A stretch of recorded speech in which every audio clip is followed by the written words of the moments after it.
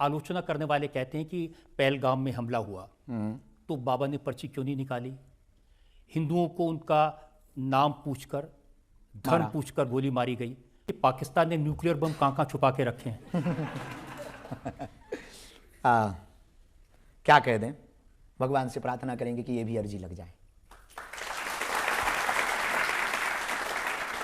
आपने ऑपरेशन सिंदूर के बारे में बहुत सारी बातें कही हैं। आपको लगता है कि न्याय हो गया या अभी बाकी है? हम चुप हैं, शांत हैं, लेकिन छेड़ेंगे तो छोड़ेंगे नहीं। अब ये पुराना भारत नहीं है, ये नवयुग का भारत है, 2025 का भारत है। और मुनीर को और पाकिस्तान को ये बात समझ लेनी चाहिए कि यदि आप अब छेड़ोगे तो छोड़ा नहीं जाएगा। अभी 9 ठिकानों को, कल 99 ठिकानों को उड़ाया जाएगा। दूसरी बात, एक कवि ने बहुत अच्छी बात कही थी और आप सबके और हमारे सबके काम की, कि कभी यदि पाकिस्तान से हमारा संवाद कराया जाए और पाकिस्तान की आवाम को हमारे सामने बैठाया जाए या वहां के प्रधानमंत्री को, तब हम उससे एक बात जरूर कहेंगे, चलो युद्ध हो जाए। लेकिन इस बार का युद्ध गोली बारूद या मिसाइलों से नहीं, अपने अपने देश की गरीबी मिटाने का युद्ध हो जाए। हम बुद्ध के देश के हैं, हम राम के देश के हैं, कृष्ण के देश के हैं, बुद्ध के देश के हैं। युद्ध पर भरोसा नहीं करते हैं, लेकिन आप छेड़ोगे तो छोड़ेंगे भी नहीं। आपने छेड़ा है, धर्म पूछ करके मारा है, हमने घर में घुस करके मारा है, और अब आप छेड़ोगे तो पियो के तो लेंगे ही। ये तो ऑपरेशन सिंदूर था, अभी मेहंदी रस्म बाकी है, हल्दी बाकी है। और मुनीर साहब को जरूर आप ये वीडियो भिजवाइए, हल्दी बाकी है। और मुनीर साहब यदि विदाई हो गई शादी के बाद, तो पाकिस्तान के लाहौर पर अपना तिरंगा लहराएगा। वीडियो अच्छी लगी तो लाइक करें, सब्सक्राइब करें, क्योंकि इस देश में 2 रियल हीरो हैं, खेत में खड़ा किसान और सरहद पर खड़ा जवान। और आई प्राउड ऑफ यू, हमें बहुत गर्व है कि हम उस भारत से हैं। हमारे देश की आर्मी वेतन के लिए आर्मी ज्वाइन नहीं करता, वतन के लिए आर्मी ज्वाइन करता है। बाबा जी धमकी दे रहे हैं, यदि आप पाकिस्तान छेड़ेगा तो अभी हम चुप हुए हैं, क्योंकि हमने वो नारा दे रखा वसुधैव कुटुंबकम, तो चुप हैं, हम विनम्र हैं, कायर नहीं है। कुछ लोगों को यह शिकायत है कि ऑपरेशन का नाम सिंदूर क्यों रखा गया, जिसमें आतंकवादी मारे गए उसका नाम ऑपरेशन महादेव क्यों रखा गया? ये तो हिंदू धर्म से जुड़े हुए शब्द हैं। इस देश में कुछ ऐसे गधे हैं जिनको ये बड़ी प्रॉब्लम है, इनके पेट खराब रहते हैं।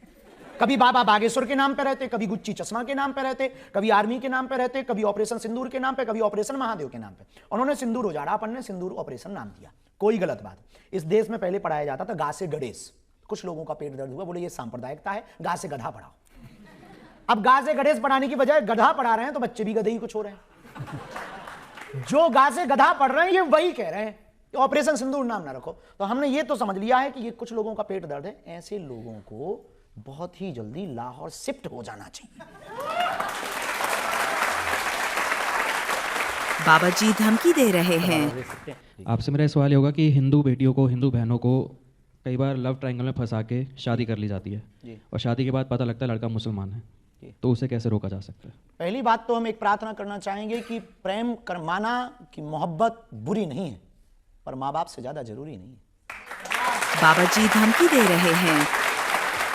दूसरी बात भी हम आपसे निवेदन करें, प्रेम करना चाहिए, पर इस देश में बहुत बहुरूपिया घूम रहे हैं, इसलिए कुछ बेटियों को बहुरूपिया बहुत पसंद आ रहे हैं।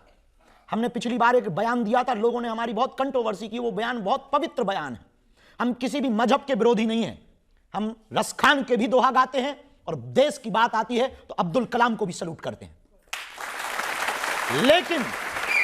लेकिन लव जिहाद, लैंड जिहाद, मूत्र जिहाद, थूक जिहाद, इसके खिलाफ हैं। हम इसलिए लोगों की टारगेट में हैं क्योंकि हम मुंह पर बोलते हैं और सत्य बोलते हैं। इसलिए बेटियों से हम प्रार्थना करेंगे, हमारे तन में तो जब तक प्राण रहेगा तब तक हम अपनी आदत नहीं छोड़ेंगे।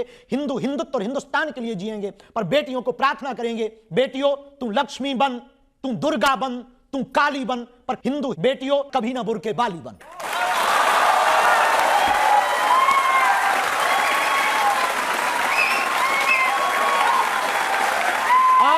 इस वीडियो के साथ ये बात भी हम बोल रहे कि हमारी मुसलमान बहनों के प्रति ये नफरत नहीं है, आदर है कि आप अपने मजहब को संभाल के रखो, हमारी बेटियां अपने धर्म को संभाल करके रखें। ये नफरती बयान नहीं है। हम मुसलमानों को हिंदू नहीं बनाना चाहते, हम ईसाइयों को हिंदू नहीं बनाना चाहते। इतिहास में एक भी कहानी ऐसी नहीं है जहां पर तलवारों की नोक पर हिंदुओं ने किसी मुसलमान को हिंदू बनाया हो। हाँ, लेकिन हमारी बेटियां क्यों टारगेट की जाएं? आज हमारी श्रद्धा के 35 टुकड़े हुए। कोलकाता में डॉक्टर बेटी को मारा गया गंदे में। हमारे बुरहानपुर में, मध्य प्रदेश में रफीक नाम के लड़के ने गला काट दिया, इस बात पे काट दिया कि वो साथ रहने के लिए हानि कर रही थी। तो इससे बचने का सर्वोत्तम उपाय यही है, जांच लें, परख लें, इसके बाद उसके परिवार की डिटेल लें। जरूरी नहीं है कोई कलाबा पहने या तिलक लगाए तो वो हिंदू हो सकता है कालनेमी हो। लेकिन शास्त्री जी, बहुत सारे हिंदू मुसलमान लड़के लड़कियां होंगे जिनमें जेन्युइन मोहब्बत होगी, जिनमें जेन्युइन स्नेह होगा, प्यार होगा, उस पर तो कोई आपत्ति नहीं। कोई झूठ बोले तो समझ आती है बात। ये जो प्रश्न उन्होंने किया वो लव जिहाद पे किया। लव जिहाद इस देश का एक प्रायोजित एक अभियान है। मुसलमानों से हमारी नफरत नहीं, बहुत दोस्ती।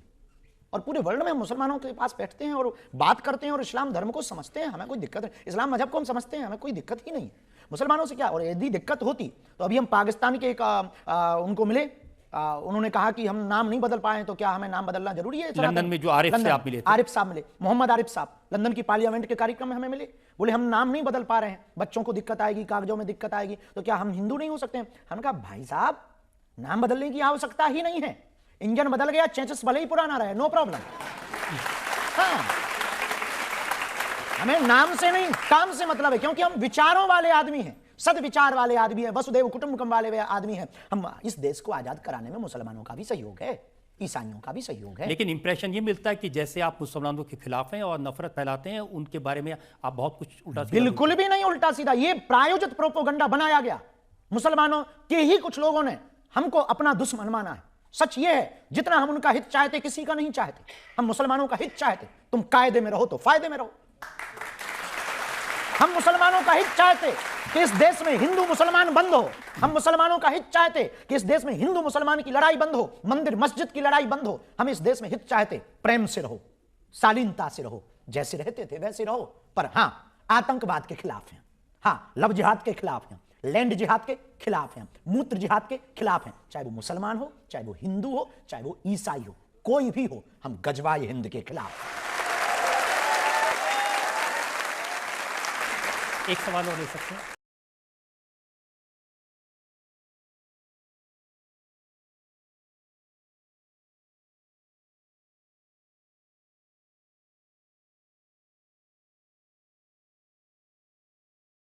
बाबाजी से पूछा गया है कि पहलगाम हमले में कौन कौन से दहशतगर्द थे, कहां से आए थे। अब बता सकते हैं, उसका भी नहीं बताया बाबाजी ने, उसके बारे में भी नहीं बताया बाबाजी ने। बाबाजी ने कहा कि पाकिस्तान अगर अब छेड़ेगा तो 9 नहीं 99 जगहों पर हमला करेंगे, केपीके भी ले लेंगे और लाहौर पर भी कब्जा करेंगे, अपना तिरंगा लहराएंगे। बाबाजी ने कहा, ये पुराना भारत नहीं है, ये राम का भारत है, 2025 का भारत है। बाबाजी को बॉर्डर पे भेज देना चाहिए। भारत की हिफाजत के लिए बॉर्डर पे जाके बाबाजी पर्ची लिखकर देगा, पाकिस्तान की फौजी कहाँ कहाँ पर है पता नहीं। ऐसे बाबूजी कल पाएगा या नहीं कर पाएगा। मैं तो कहता हूँ इसे बाबाजी को बॉर्डर पे ही भेज देते हैं। अब पे बैठ के पर्ची लिखेगा, फलाना फौजी कौन सी जगह पर है, फलाना फौजी कौन सी जगह पर है, जाके पकड़ ले। कैसा लगा मेरा मजाक? कैसा लगा मेरा मजाक? बाबाजी अगर बॉर्डर पे चले जाते हैं तो पाक फौज ने उसका कुछ भी नहीं छोड़ना, दम दबा के धोती उठाकर बाबाजी दोबारा इंडिया के अंदर घुस जाएंगे, कहेंगे राम बचाओ, राम बचाओ।